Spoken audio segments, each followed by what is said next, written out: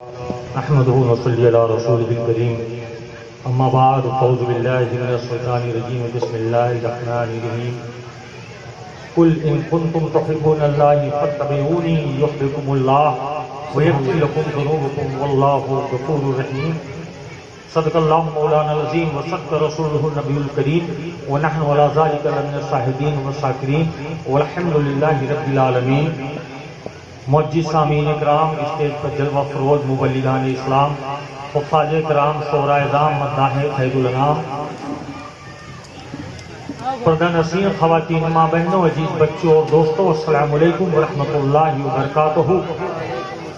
آئیے ہم اور آپ آقا انعامدار مدنی تاجدار کی بارگاہ میں ہدیہ درود پاک کا نیوچھاور کریں اور جھوم کر پڑھیں۔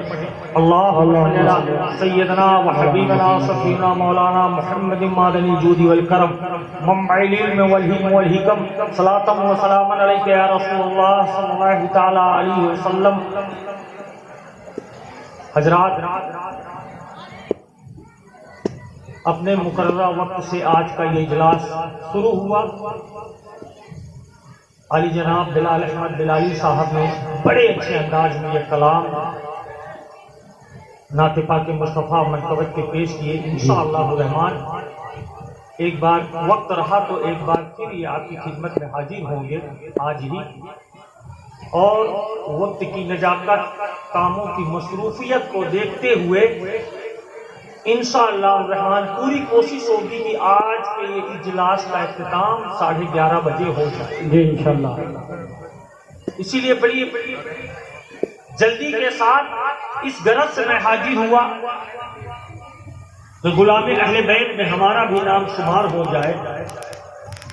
جب رب کی بات، نعرہ تکبیر، نعرہ رسالت، نعرہ حیدری، ذکر شہدائے کربلا، گلے گلزار سیادت حضور فیض ملت حضرت علامہ سید فیض حسن صاحب قبلہ صفوی، ماشاءاللہ ان کی آمد ہو رہی ہے۔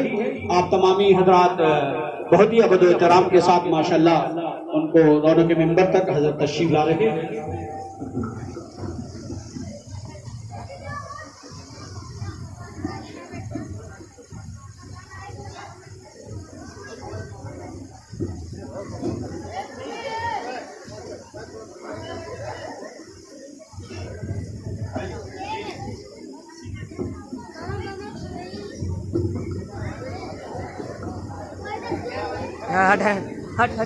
بس بڑی جلدی سی بڑی تیزی کے ساتھ انشاءاللہ 15 منٹ کی گفتگو جی، اور اسی کے درمیان نعت کے کچھ مصرے۔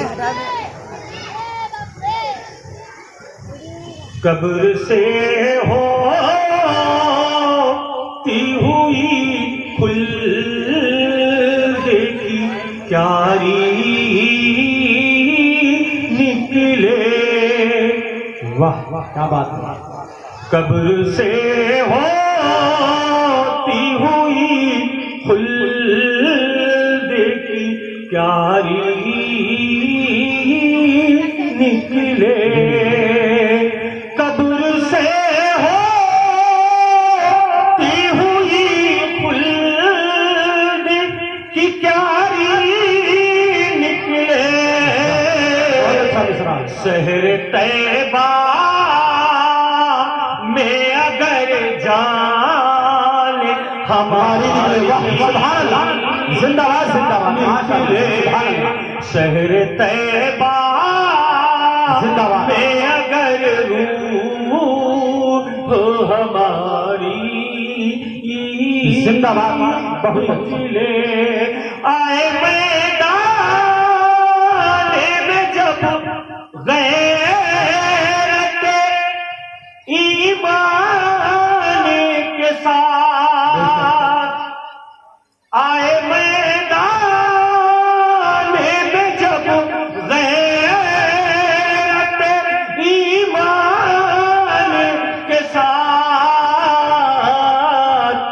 313 ہزاروں میں بھی بھاری۔ سبحان اللہ، زندہ باد زندہ باد، ماشاءاللہ۔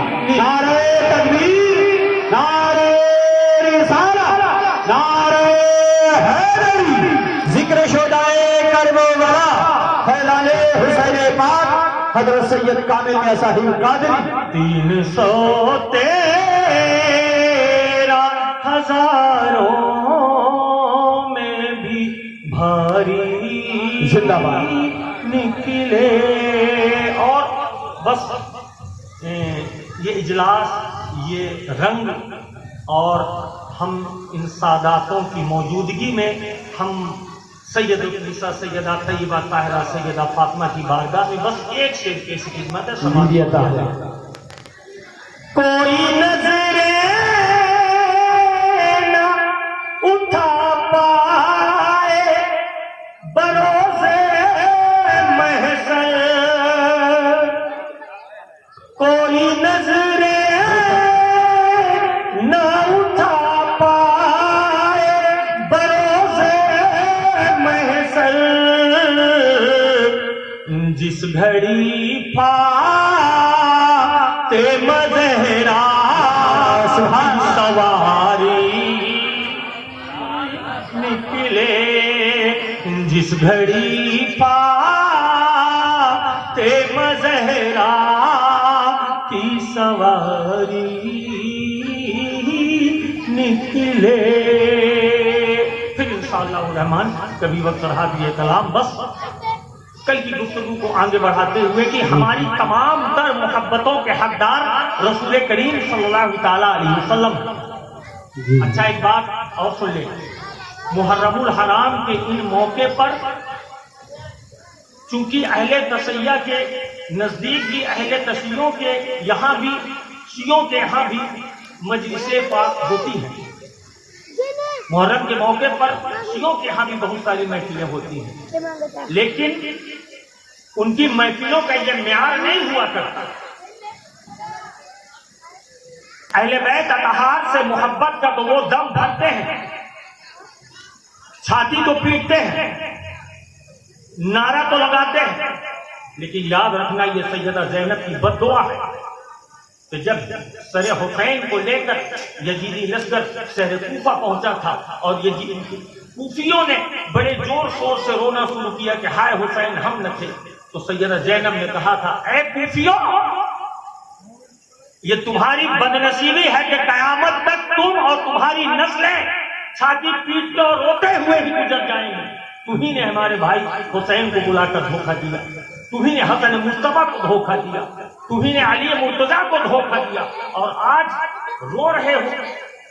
ان کے نزدیک بھی یہ محفلیں ہوتی ہیں، لیکن ان محفلوں میں وہ اپنے یہاں صحابہ کا ذکر نہیں کرتے، خصوصاً خلفائے راشدین کا ذکر نہیں کرتے، کیونکہ ان کے نزدیک سیدنا علی کرم اللہ وجہ الکریم ہی پوری محبتوں کے حقدار ہیں.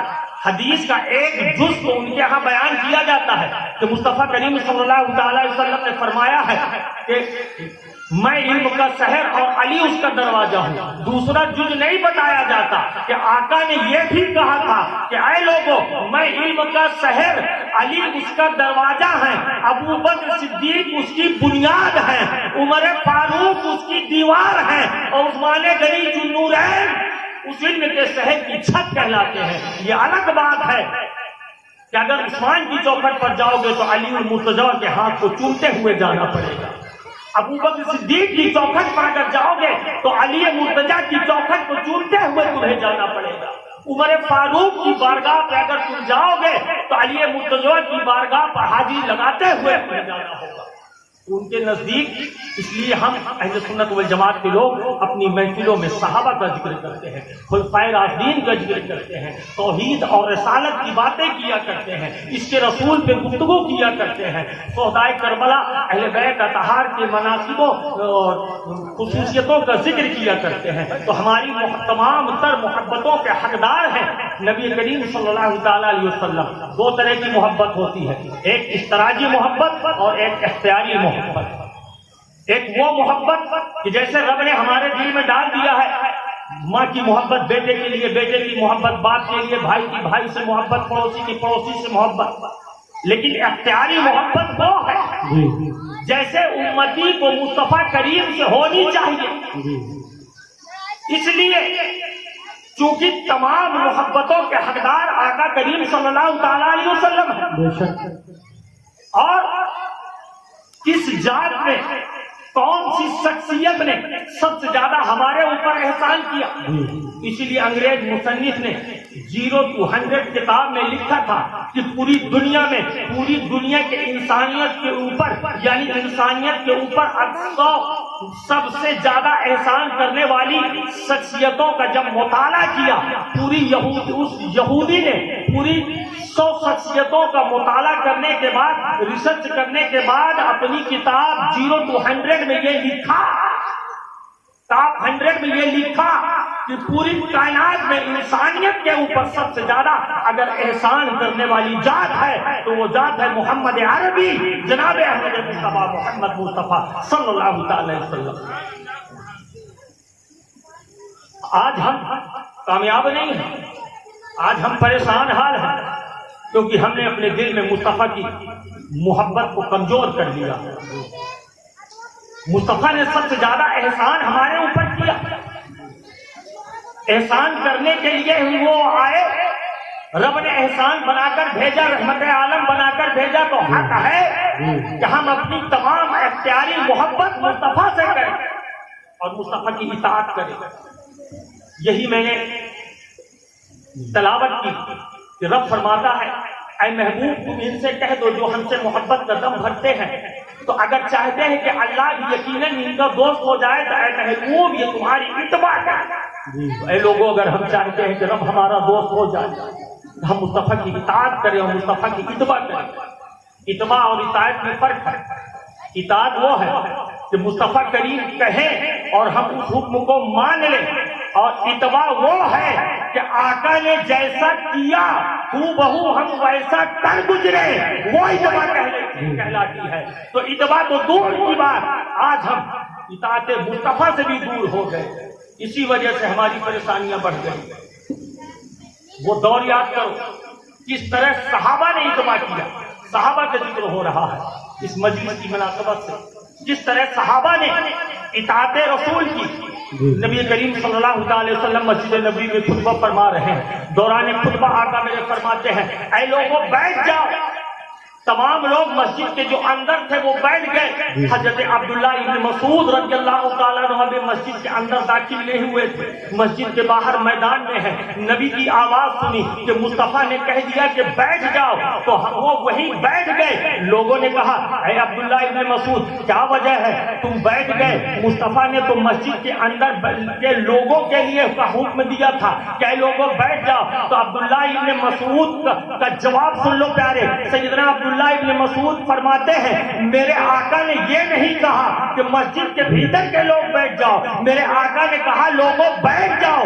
تو میرے کان میں جب آواز آئی تو میرے عشق کو یہ گوارا نہیں کہ عبداللہ ابن مسعود کھڑا رہ جائے. مصطفیٰ کے حکم پر میں نے بیٹھنا لازمی سمجھا.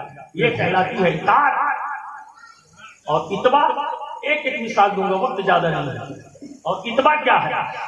اتباع یہ ہے کہ جس طرح صلح حدیبیہ کا موقع ہے, آقا کریم صلی اللہ علیہ وسلم نے حضرت عثمان غنی رضی اللہ تعالیٰ عنہ کو مکے کی جانب بھیجا. صلح حدیبیہ ہو رہی ہے. حضرت عثمان غنی اپنے خالہ جات بھائی کے گھر میں قیام فرما ہے. اس زمانے میں ایجار یا تہبند کو ٹکنے سے نیچے لٹکانا سرداری کی نشانی مانی جاتی ہے, تکبر کی نشانی مانی جاتی تھی. یعنی جس کا تہبند یا ایجار ٹخنوں سے نیچے لٹکا ہو یہ مانا جاتا تھا کہ یہ سردار ہے, یہ قوم کا معتبر شخص ہے.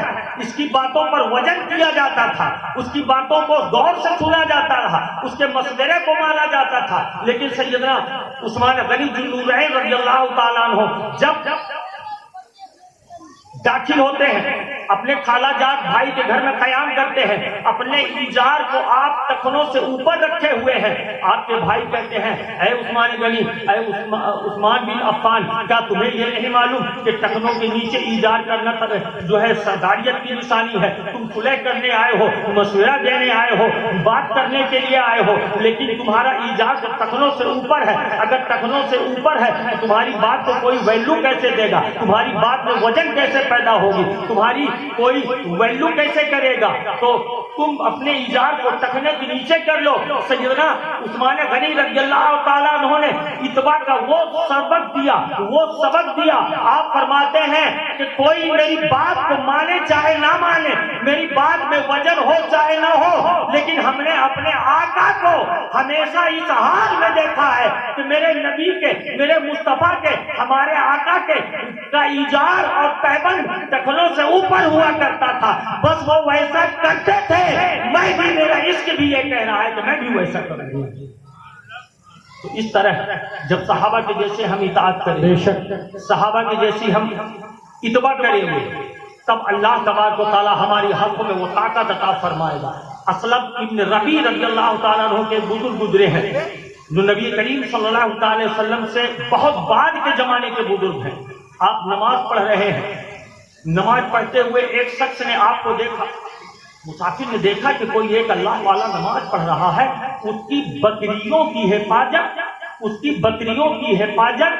بھیڑیے کر رہے۔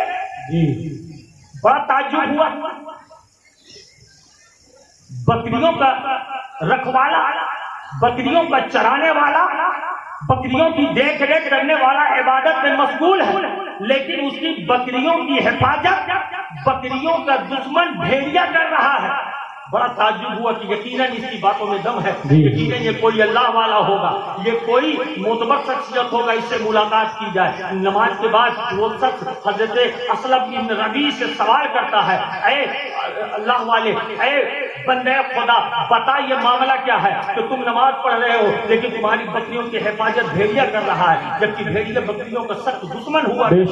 تو حضرت اسلم بن ربیع نے جواب دیا تھا کہ اے بندگان خدا سن، جس روز سے میں نے مصطفیٰ کریم کی اتباع کر لی، مصطفیٰ کی اطاعت کر لی، جس دن سے مصطفیٰ کے حکم پر عمل کر لیا، جس دن سے میں نے مصطفیٰ جان رحمت کی باتوں کو مان لیا، یعنی جس دن سے میں نے اللہ اور اس کے رسول سے دوستی کر لی، اس دن سے میرے بکریوں سے بھیڑیا نے دوستی۔ واہ واہ واہ، سبحان اللہ، زندہ باد۔ فوراً حضرت اسلم بن ربیع نے دو کٹورا، دو پیالہ لیے اور ایک پتھر کے نیچے رکھ دیا، ایک کٹورے پہ دودھ نکلنے لگا، ایک کٹورے پر پانی گر کے آ گیا اور ایک کٹورے میں دودھ آ گیا۔ اس شخص کو پھر تعجب ہوا۔ حضرت اسلم فرماتے ہیں کہ تم تعجب نہ کرو، حضرت موسیٰ کلیم اللہ کی قوم نے اپنے نبی کی نافرمانی کی تھی،